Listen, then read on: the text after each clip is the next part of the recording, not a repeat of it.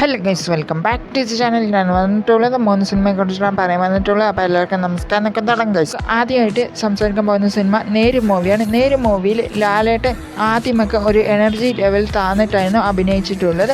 അത് കഴിഞ്ഞിട്ടാണ് energy level കൂട്ടി, ലാസ്റ്റാണ് എനർജി ലെവൽ കൂട്ടിയിട്ട് അഭിനയിച്ചിട്ടുള്ളത്. എന്തായാലും സൂപ്പറായിട്ട് വന്നിട്ടുണ്ട്. ഇത് ഫാമിലി ഓഡിയൻസ്, മറ്റുള്ള ഓഡിയൻസിനും വേണ്ടിയാണ് ഈ ഒരു മൂവി. ഈ ഒരു മൂവിയിൽ എനിക്ക് എല്ലാവരെയും പേഴ്സണലി സൂപ്പറായിട്ട് ഇഷ്ടപ്പെട്ട് അഭിനയിച്ചിട്ടുള്ളത്. പിന്നെ അടുത്ത് ഡങ്കിയാണ്. ഡങ്കി മൂവിയിലും എല്ലാവരും സൂപ്പറായിട്ട് അഭിനയിച്ചിട്ടുണ്ട്. ഷാറുഖ് ഖാനും വേറൊരു ലെവലാണ് അഭിനയിച്ചിട്ടുള്ളത്.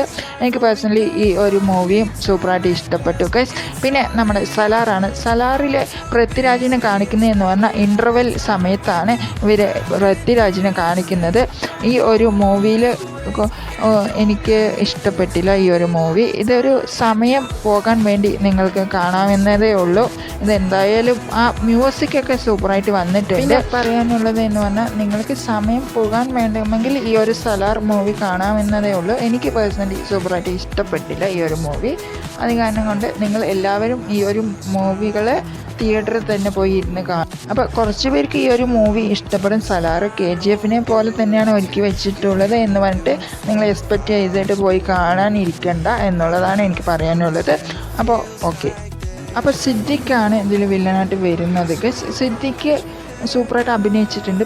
പ്രിയാമണിയും സൂപ്പറായിട്ട് അഭിനയിച്ചിട്ടുണ്ട് ഗസ്. പിന്നെ ഇതിലൊരു ഈശ്വരയുടെ ഒരു കിടിലൻ ഒരു അഭിനയമാണ് കാഴ്ചവെച്ചിട്ടുള്ളത്.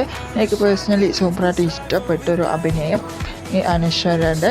പിന്നെ ലാലേട്ടനും സൂപ്പറായിട്ട് തകർത്ത് അഭിനയിച്ചിട്ടുണ്ട്. ഇത് ലാലേട്ടൻ്റെ തിരിച്ചുവരവായിട്ട് ഞാൻ കാണുന്നില്ല. ലാലേട്ടൻ ഈ ഒരു ഇൻഡസ്ട്രിയിൽ നല്ല സ്ക്രിപ്റ്റുകൾ തിരഞ്ഞെടുത്ത് മുന്നോട്ട് പോയാൽ മതി. കുറച്ച് പേര് ഈ ഒരു മൂവിക്ക് വിമർശനവുമായിട്ട് വന്നിട്ടുണ്ട്. അവർക്ക് എല്ലാവർക്കും ഈ ഒരു മൂവി ഹിറ്റടിക്കും എന്നാണ് എനിക്ക് പറയാനുള്ളത്. ഈ ഒരു മൂവി ഒരു തിരിച്ച് ബാക്കൊന്നുമല്ല. ലാലേട്ടൻ ഈ ഒരു ഇൻഡസ്ട്രിയിൽ ഉള്ള ഒരു ലാലേട്ടനാണ്. എനിക്ക് സൂപ്പറായിട്ട് ഇഷ്ടപ്പെട്ടു guys. Okay, Tata, bye bye.